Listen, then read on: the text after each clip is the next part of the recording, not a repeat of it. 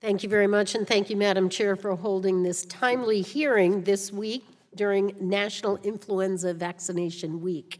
In my home state of New Hampshire, 40 people lost their lives in the last flu season, and of particular concern to me is the impact on seniors. You can imagine in the winter, driving through rural New Hampshire is hard enough, but if you're ill senior, that is really difficult. So I want to thank you all for being with us. I want to focus in on the seasonal flu vaccine last year was more effective for the first primary strain, but its effectiveness rate dropped significantly later in the season when the dominant strain in the United States changed. And unfortunately, the longer season and the shift in flu strain, as I mentioned, led to 40 deaths in my state. Dr. Fauci, what do you mean when we talk about vaccine effectiveness, and how is it measured? Vaccine effectiveness is really a percent of protection based on a comparison to people who are not vaccinated. So if you have 100% effectiveness, which you almost never have, that would be essentially everybody gets protected who gets vaccinated. The percentage goes down as you have people who are vaccinated but who actually do get infected. Have flu symptoms. Right. All right. And how does the effectiveness of last year's vaccine compare to those in the past? And when will we know how effective this year's vaccine is?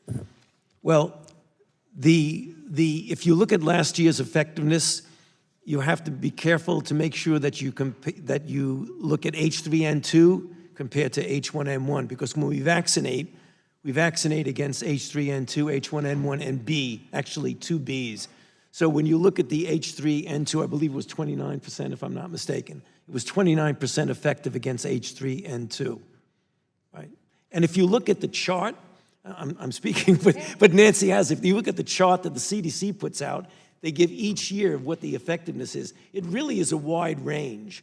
There's a very good year where you could get 60%. The average is somewhere between 40, 50% or so. On a very bad year, you could go down to around 10%.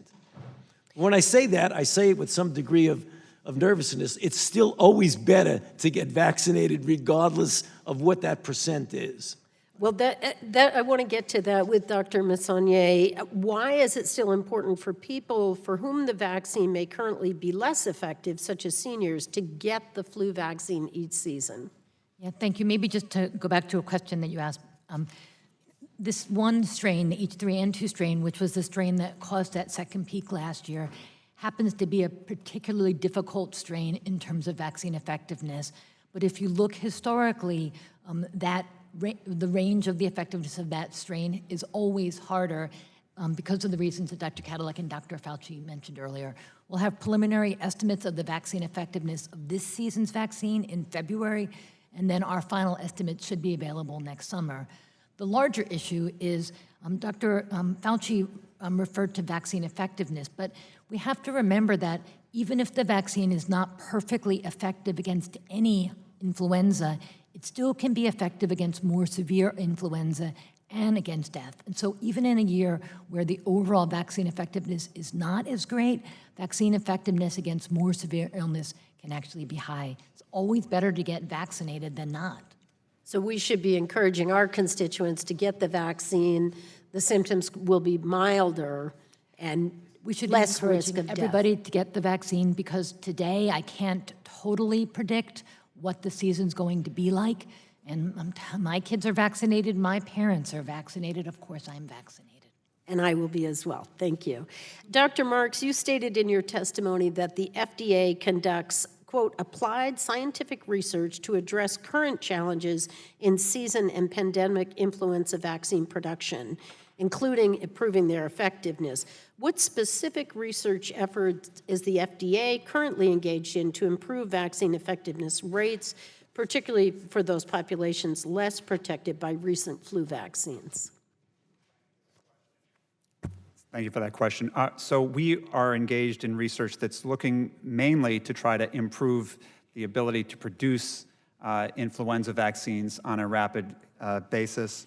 We have some work that's going on that essentially builds off of NIH's work on trying to make a more effective vaccine. But one of the major thrust of work from FDA's perspective is trying to be able to be agile in our manufacturing, to look at things like advanced manufacturing technologies such as continuous manufacturing, which could allow us to actually have seasonal influenza or pandemic influenza vaccines produced at much greater quantity in a much smaller footprint on U.S. soil in the event of a pandemic, which I think is one of the things that, as Dr. Kadlec mentioned, is important for national security.